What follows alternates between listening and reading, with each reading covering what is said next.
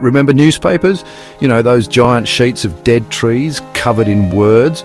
They were the lifeblood of information, the daily ritual for millions. Yeah, those were once how people got their news. Every morning, the world would unfold in your hands. You'd wait for the paperboy to chuck it on your porch, unfold it with a satisfying crinkle, and then spend the next hour reading about, well, everything. From the latest political scandals to the sports scores, it was all there. From local gossip to international affairs, it was all there. The newspaper was a window to the world, a tangible connection to events far and near. Then there was radio, the original social media. It brought people together in a way that was unprecedented. Families would huddle around these magical boxes, listening to music, news bulletins, and those thrilling radio dramas. It was a shared experience, a moment of collective imagination. It was all about the power of imagination, folks. The voices and sounds painted vivid pictures in our minds. And let's not forget television, the one-eyed monster that took up residence in our living rooms. It revolutionized how we consumed information and entertainment. We'd gather for the nightly news, glued to the screen as Walter Cronkite told us what was happening in the world. It was a new kind of storytelling, visual and immediate. These were the good old days, or were they? There was a sense of community, a shared reality. Sure, things moved slower, but there was a certain charm to it, a simplicity. You could trust the news and there was a rhythm to the day. You got your news from a handful of sources and you generally trusted what you read, heard and saw. It was a time of fewer distractions and more focus. Little did we know a digital revolution was brewing. The way we consume information was about to change forever, bringing with it both opportunities and challenges. Fast forward to today, and those old media dinosaurs are facing extinction. Newspapers are struggling to survive. Radio is fighting for airtime, and even TV is feeling the heat. Why?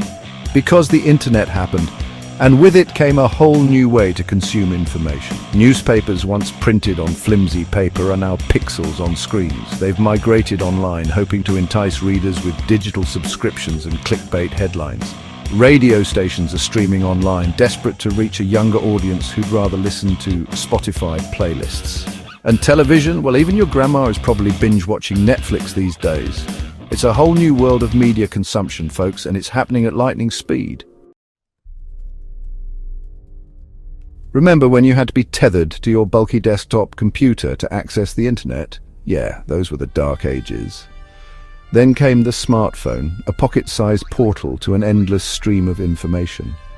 Suddenly we could check the news, listen to podcasts, and watch cat videos on the go. It was revolutionary. Tablets followed suit, offering a larger screen for all our digital needs. And let's not forget about smart TVs, those internet-connected behemoths that have replaced the traditional tube in many living rooms. These devices have fundamentally changed how we consume media. No longer are we confined to our homes at the mercy of network schedules. We can now access any information, anytime, anywhere. It's both liberating and terrifying. Here's the thing about all this digital media. It's not just about convenience.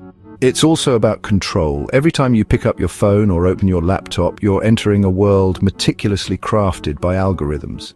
See, behind the scenes, these digital platforms are using sophisticated algorithms to track our every click, like, and share. They gather data on our behavior, preferences, and even our moods. Why? To create a curated reality tailored to our individual preferences. This means that what you see on your screen is uniquely designed for you, based on your past interactions. Think about your social media feeds. Every post, every ad, every suggested friend or page is there for a reason. They're not just random assortments of posts. They're carefully curated streams of content designed to keep you engaged, to keep you scrolling. The goal is to capture your attention for as long as possible.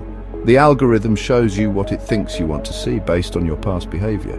It learns from you and adapts. This can be great if you want to see more pictures of your friend's adorable puppy. It feels personal and relevant, but it can also create echo chambers where we're only exposed to information that confirms our existing biases. This selective exposure can limit our understanding of the world, making us more polarized and less open to different perspectives.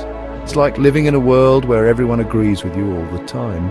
While that might sound comforting, It stifles growth and understanding. It's essential to recognize this dynamic and seek out diverse viewpoints.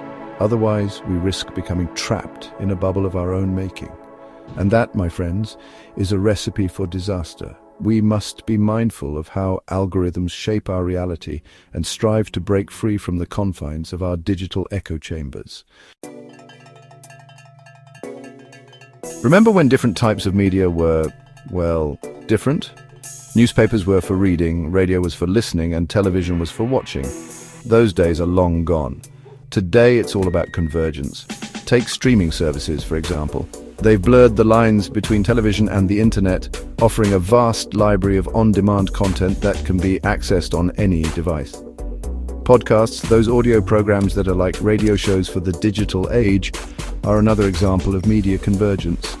And then there's social media, which has become the ultimate melting pot of information, entertainment, and increasingly news. It's all interconnected, folks, and it's changing the way we consume and interact with media. In the old days, you waited for the evening news or the next day's paper to find out what was happening in the world. Today, news travels at the speed of light. Literally, with social media, we often learn about breaking news events in real time as they unfold. This constant stream of information can be overwhelming, but it's also led to a demand for instant updates. News organizations are under immense pressure to publish information quickly, sometimes at the expense of accuracy. It's a dangerous game, but one that's become the norm in our 24/7 news cycle. To combat this, many outlets have implemented features like live blogs and fact-checking initiatives. It's a constant battle to keep up with the deluge of information and ensure its veracity. Artificial intelligence is everywhere these days, from self-driving cars to those creepy voice assistants in our homes. So it's no surprise that AI is also making its way into the newsroom.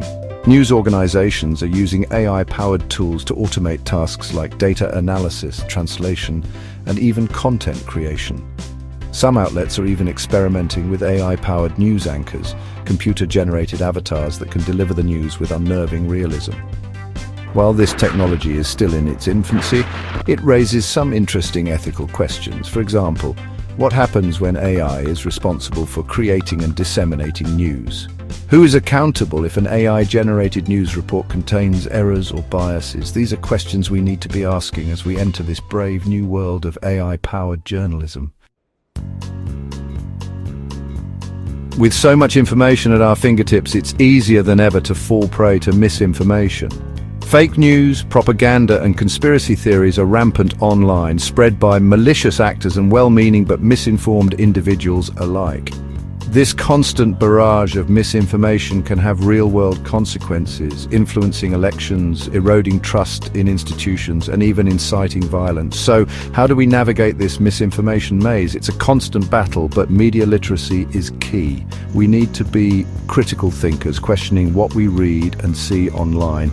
We need to be wary of sensational headlines and emotionally charged content, and we need to be willing to cross-reference information from multiple sources to get a more complete picture. It's not easy, but it's more important than ever. So here we are, living in a world saturated with information, where news travels at warp speed and algorithms curate our realities. It's both exhilarating and exhausting, but the question remains, who's really in control? Are we the masters of our digital experiences, or are we merely puppets with strings pulled by unseen forces? Are we active consumers of media, making conscious choices about what we read, watch, and believe? Or are we passive passengers, along for the ride as algorithms dictate what we see and how we think?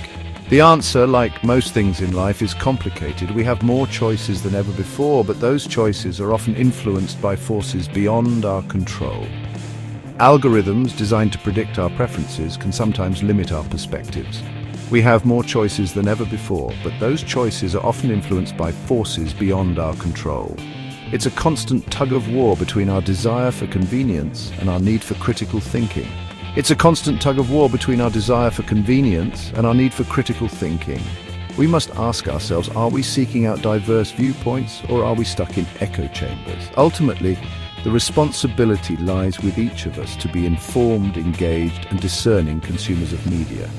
Because in this digital age, knowledge is power.